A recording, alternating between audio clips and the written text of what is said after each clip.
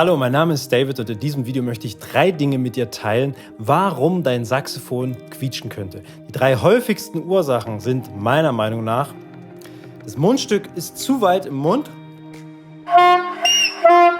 ja, und du kannst den Ton nicht mehr kontrollieren. Die zweite Sache ist, die Koordination zwischen den Fingern und der Zunge stimmt nicht. Also du drückst die Klappen nicht zeitgleich runter beim Artikulieren.